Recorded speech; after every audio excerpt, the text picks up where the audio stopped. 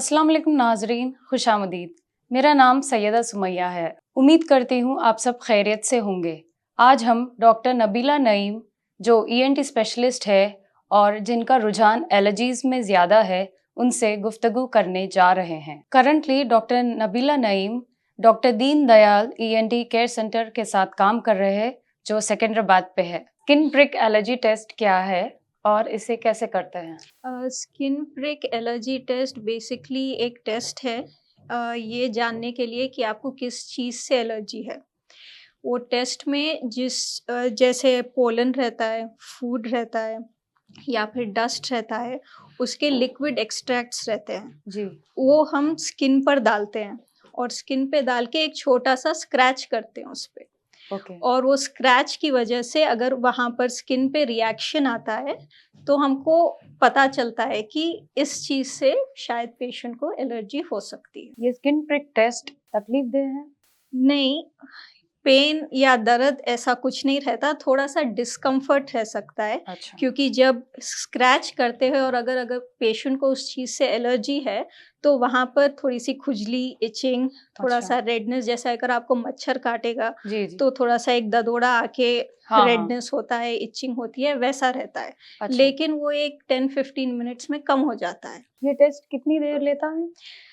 Depend करता है कि हम कितने एलर्जेंस को टेस्ट कर रहे हैं। जी। जितने ज़्यादा एलर्जेंस रहेंगे उतना ज़्यादा टाइम रहेगा। जैसे अगर हम 100 एलर्जेंस कर रहे हैं तो मे बी उसके लिए एक 1 आवर लग सकता है। 200 करेंगे तो 1 एंड अ हाफ आवर लग ओके। सकता है। कौन-सा टेस्ट बेहतर है?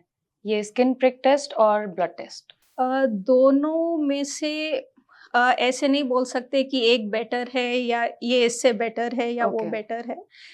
बेसिकली दोनों के अपने एडवांटेजेस और डिसएडवांटेजेस हैं।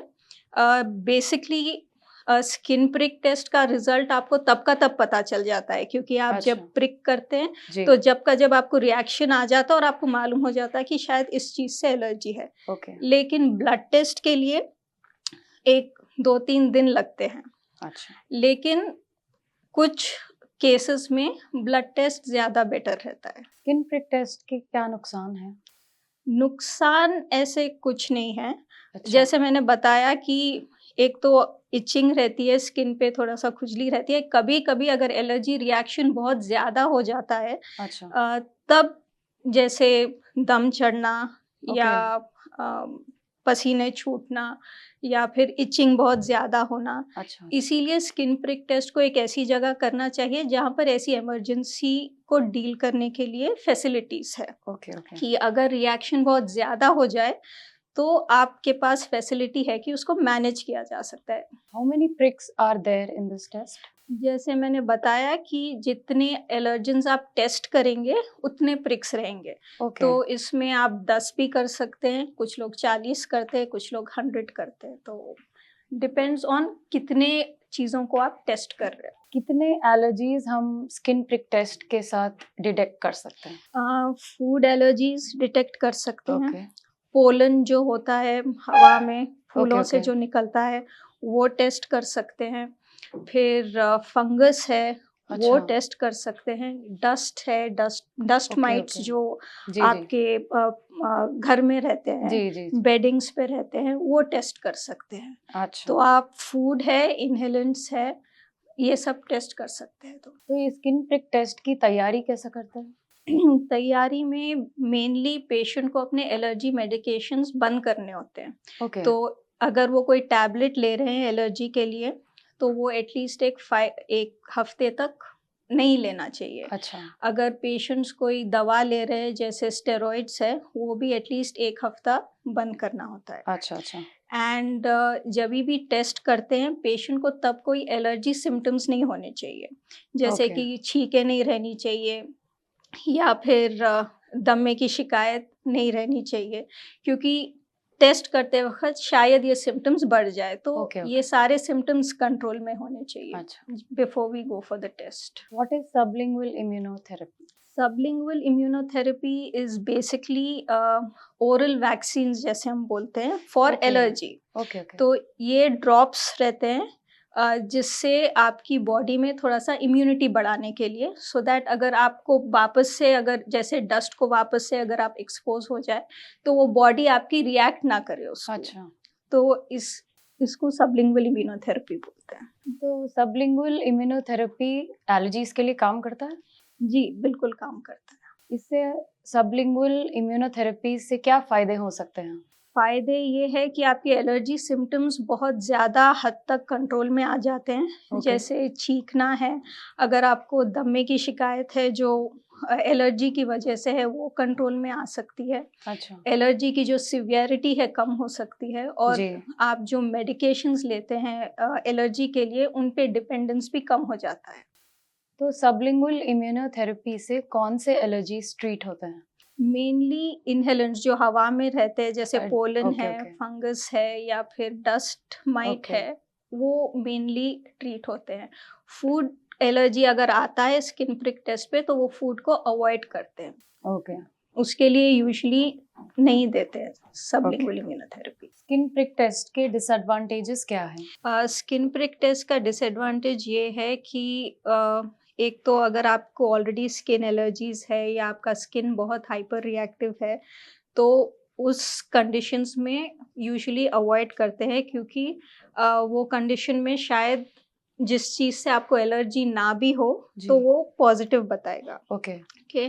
दूसरा डिसएडवांटेज ये है कि कुछ लोगों में अगर स्किन रिएक्टिविटी कम है, मतलब आपका स्किन अगर वो एलर्जन को रिएक्ट नहीं कर रहा है, तो आपको फॉल्स नेगेटिव, मतलब अगर आपको एलर्जी हो भी तो आपको पता नहीं चलेगा अच्छा। इस टेस्ट में। तीसरा ये है कि आपको पूरे एलर्जी मेडिसिन्स बंद करने पड़ते हैं। ओके, तो अगर आपके एलर्जीज़ इतने सीवियर है कि आप अ, ये मेडिसिन्स बंद नहीं कर सकते, तो हम ये स्किन प्रिक टेस्ट नहीं कर सकते, अच्छा। क्योंकि वो स्किन की रिएक्टिविटी से इंटरफियर करते हैं वो ओके। मेडिसिन्स।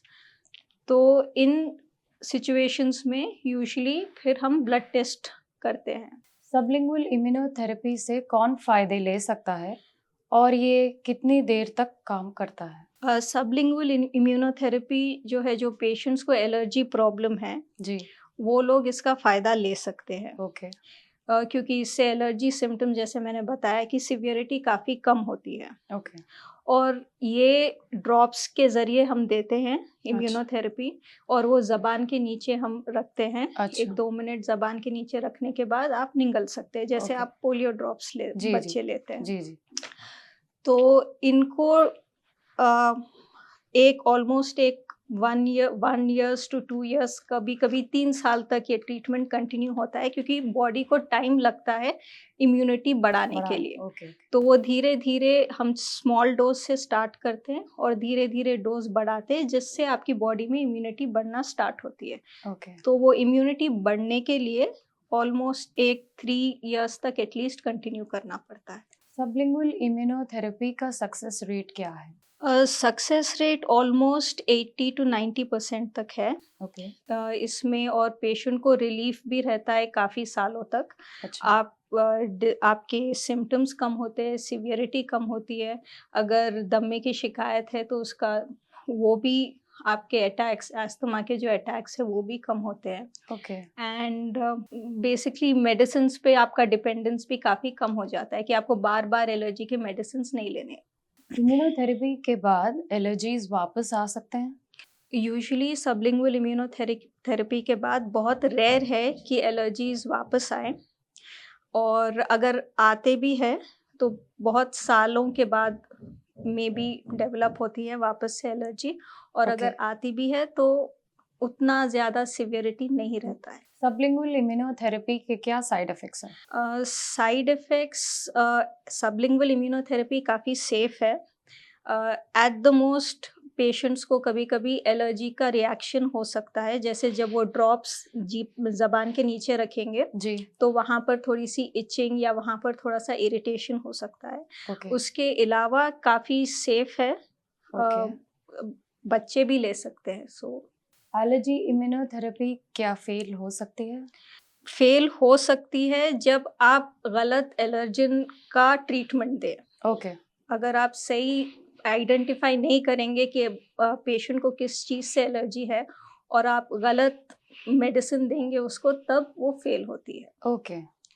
तो बहुत इम्पॉर्टेंट है कि आप स्किन प्रिक टेस्ट करें और सही आइडेंटिफाई करें कि किस चीज़ से पेशेंट को एलर्जी है और उस जी। हिसाब से ट्रीटमेंट दें। एलर्जी इम्यूनोथेरेपी कितनी सेफ है? जैसे मैंने बताया, काफ़ी सेफ है, बहुत कम साइड इफ़ेक्ट्स है एंड उसमें अगर एलर्जी रिएक्शन बढ़ता भी है पेशेंट को, तो वो आप अपने डॉक्टर से आप कंसल्ट करें और उस हिसाब से हम एलर्जी का वो जो मेडिकेशन का डोज है वो थोड़ा सा कम करते हैं, सो दैट पेशेंट टॉलरेट करे। ओके। बट इतने पेशेंट्स को दिया है अभी, कोई भी ऐसे रिएक्शन से या साइड इफ़ेक्ट से या वापस नहीं आया है। कौन-कौन से एज ग्रुप सबलिंगुअल इम्यूनोथेरेपी ले सकते हैं? सबलिंगुअल इम्यूनोथेरेपी आप 5 साल की उम्र से दे सकते हैं।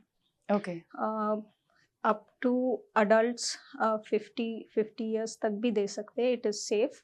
और इन आप जितनी जल्दी स्टार्ट करेंगे उतना फ़ायदा रहता है, ओके। ठीक है? जी। क्योंकि जैसे-जैसे टाइम बढ़ता है, जैसे अगर आप बचपन में एलर्जी है, जी। वो धीरे-धीरे बढ़ते जाती है, जी, जी। तो उसे कंट्रोल करना और ज़्यादा मुश्किल हो जाता है। तो जितनी जल्दी आप ट्रीटमेंट स्टार्ट करेंगे, जी। उतना ज़्यादा इफ़ेक्टिव रहता है। ओके। ये जो एलर्जी ड्रॉप्स है, क्या ये प्रेग्नेंट वुमन ले सकते हैं? यूजुअली अवॉइड करते हैं प्रेगनेंसी में, ओके। नहीं देते हैं प्रेगनेंसी में, लेकिन अगर ऑलरेडी पेशेंट ये ट्रीटमेंट ले रहा है तो कंटिन्यू करते हैं, ओके, ओके। लेकिन एज़ सच स्टार्ट नहीं करते प्रेगनेंसी में। तो नाज़रीन, उम्मीद करती हूँ आपको ये वीडियो से क्लैरिटी मिल गई है कि एलर्जीज़ कैसे परखा जा सकता है और कैसे ट्रीट किया जा सकता है। खुदा हाफ़िज़।